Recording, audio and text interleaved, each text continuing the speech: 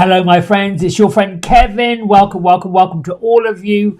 I'm happy you're here. Let's get right to the cards. This is your Divine Daily Blast. We are in an angel numerology number 2 day, which I like to call diplomacy. In other words, keep going. Keep the faith. Keep going. Don't stop. Watch your negative thinking today and go gently, harmoniously, and supportively forward. Be sensitive with yourself as well as other people. This particular number 2 angel numerology works with the 8 of Swords or the 8 of Air if you are in one of Radley's decks. You can also pull out the Wise Counselor, and in traditional tarot that is the Hierophant. Call upon Archangel Jophiel, Archangel Raguel if you need a little angelic help. Now, today the moon has moved into organizational sign of Virgo, which really means it could also bring romance for some, but for others it's also a time of healing.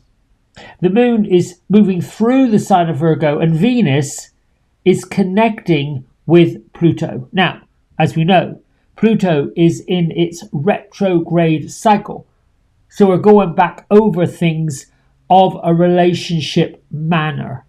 Whatever relationships are going on, heal and fortify the friendships, the associations that you have, the love that you have for people in your life, cherish them, appreciate them. And romance, I don't know, maybe it's to fortify your romance. It's a great day to think about alternative, healthy habits. Maybe switch up your exercise regimen, or perhaps find a different way to consume foods. Maybe you cut out something that perhaps is no longer serving you. I don't know. That's up to you. Let's go with my isms next. I'm aligned with my missions and anchored in my purpose. Yes, get clear on that. I am focused on joy and well-being for myself and others. You could also add, I'm focused on joy and well-being for myself, Mother Earth, Father Sky, the angels, the ancestors, the fairies. We want to be focused on everybody's well-being. We are somebody. You are somebody. I am somebody. We are all somebody. We deserve to be here. I like to think of mankind as being the most brilliant tapestry you could possibly create. Every single one of us is a brilliant thread that together creates a strong tapestry of peace, love, well-being. People who don't see it, maybe they will see it. I don't know. It's up to you. I'm going to bring in the message from the love angels today. We can fly into your life when you need help finding love for yourself. Allow us to help you see yourself clearly as a true beloved child of the divine. Here's your affirmation. I release self-judgment and embrace self-love. I find beauty in every aspect of my being. You know, when we release the self-judgment, the bits and pieces of our lives that have weighed us down, we make room for something else, something better, something lighter, something brighter. And don't we all want that? This week we have our water guardian. She's over our emotions, the way we feel, protecting them, being aware of them. And the affirmation or the activation here is, Water Guardian, I trust my emotions and I let them flow with ease. All of the emotions. I got something quite interesting to say about this in a minute, because I begin to share with you what I'm up for every day. Mayat, or Mayat, depends on how you say it, the Egyptian goddess, part angel, part goddess from the Old Kingdom, has stepped in with divine intervention.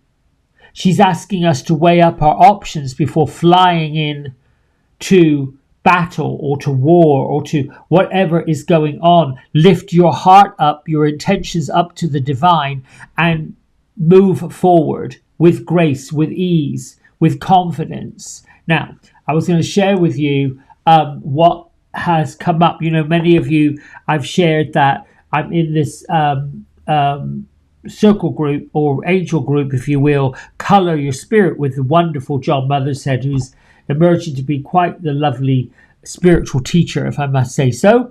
And, you know, I'm using his Angel Party tarot deck, which goes along with the course. Now, this is a little challenging deck because it doesn't necessarily come with a guidebook.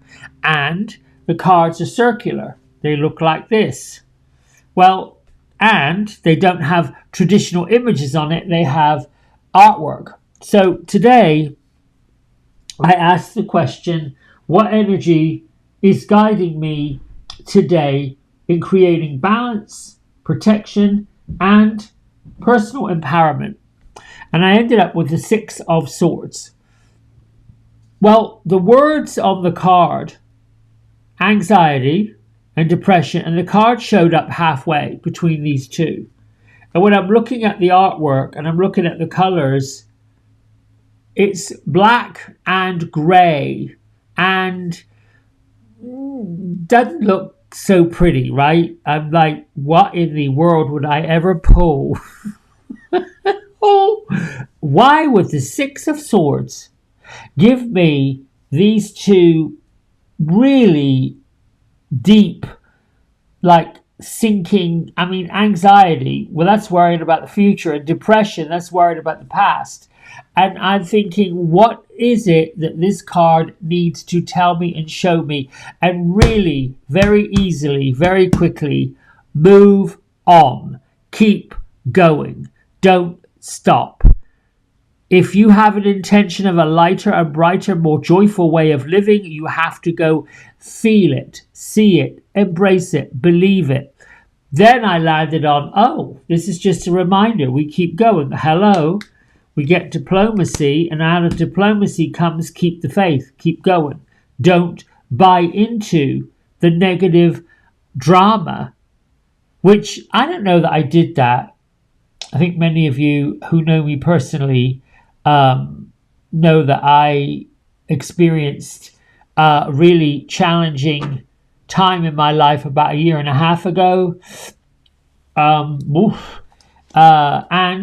my own fault. I didn't listen. I didn't listen to my higher self. I didn't listen to my inner being.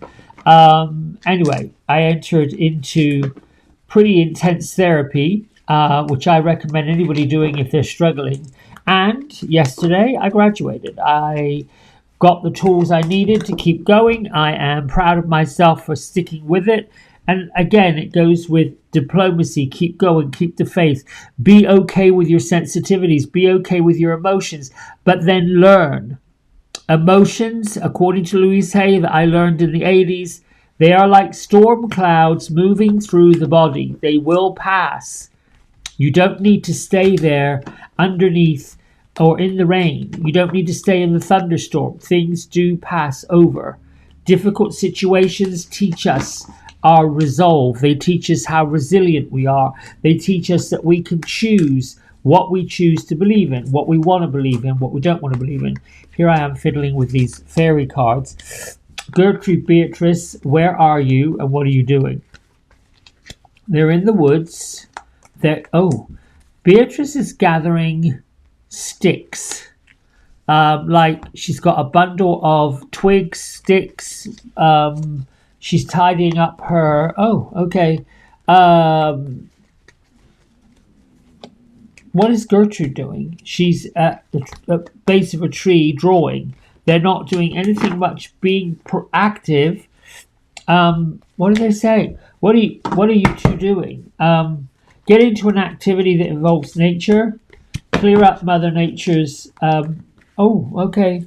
They're not really having anything to say. They have been very quiet lately. I'm going to pull this card. What kind of blessing? They're not upset. They're just saying, some days there isn't a whole lot to say, and there's some things that they're not really sure they want to show me. Here we go. Wishes granted. Here's what I have to say about that. I love this. We have two cities in the background, and we have the emotions of what looks like a lovely lake. And our fairy queen, under, it's probably the new moon, first quarter moon right up in here. And in her hand, she has these magical wishes. So I think it's a nod that we are to drop the idea that things are not working out the way they should, drop the idea that we're heading for doom and gloom, drop the idea that things are not the way that they should be or you want them to be. Let go of that and embrace that things could be better.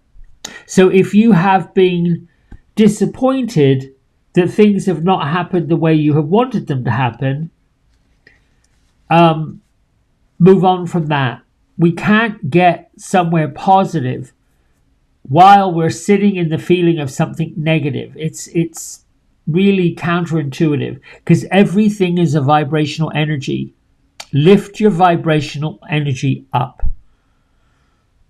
Wish upon a star and then celebrate your wishes, that what you want to have happen has already been granted because you can see it, you can visualize it, you can feel it, you can hear it, you can taste it. You wouldn't have these extrasensory gifts if it wasn't so. And the Fairy Queen wants your heartfelt wishes and dreams to come true. She says that, when we're making wishes, we've got to remember to keep them pure and to keep the intentions of them for the highest good of everybody that's involved in bringing it to you. Never wish for another person. You got to wish for yourself, or other. Trust that what's meant for you will not pass you by. It might take a little longer. We may have to, like I've said before in videos, there might be breadcrumbs along the way that show you you're on the right path. You're going in the right direction. Keep going. Keep one foot in front of the other. This card also is asking if you're doing a little too much wishing. If you're going back to your wishes and you're reminding yourself, why is it not happening? Why don't I have it? Oh my God, this never works out. You just put the brakes on it. And too much of this reminds you of what you're wishing for hasn't happened, and that energy is greater than the feeling of when it happens, how grateful you're going to be. It's on its way. It's coming, no matter what that looks like.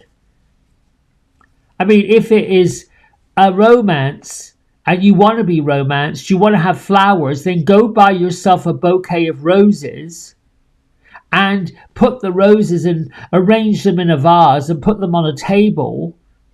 And then close your eyes and imagine this bouquet of flowers showing up at your door, all wrapped up with a beautiful card from somebody amazing.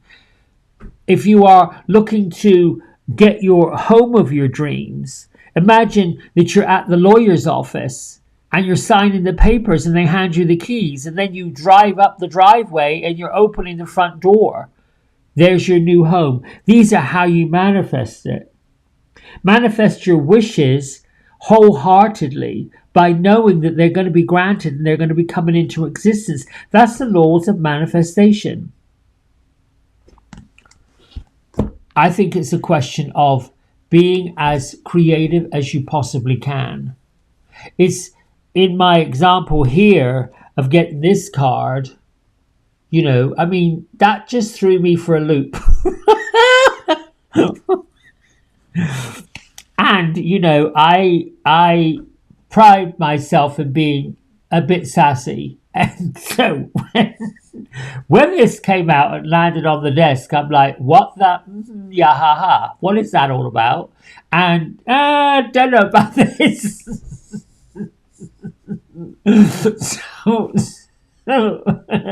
So I had to sit a little bit. And you see now, it's like, yeah, I am certainly not up for any of this mess and any of this nonsense. Clear, cancel, delete, bye-bye. Let's move on. What is out that window? I want to know what's out the round window. Forget what's out this blocked place over here.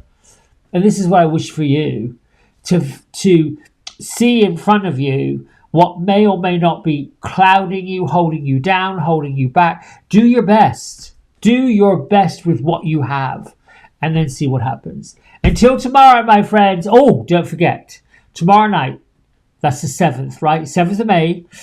Go to Susan Boster's website and book yourself a ticket. The incredible Janet Hatch is doing her angel channeling. If we get enough time, everybody will get a reading. Then I'm on there with John Mothershead on Saturday, johnmothershead.com, and this is what we're all about there. The Angel Party 365, that comes up on Saturday. It is at 5 p.m. Pacific, 8 p.m. Eastern. But until tomorrow, I love you and thanks so much for all you do. Bye for now.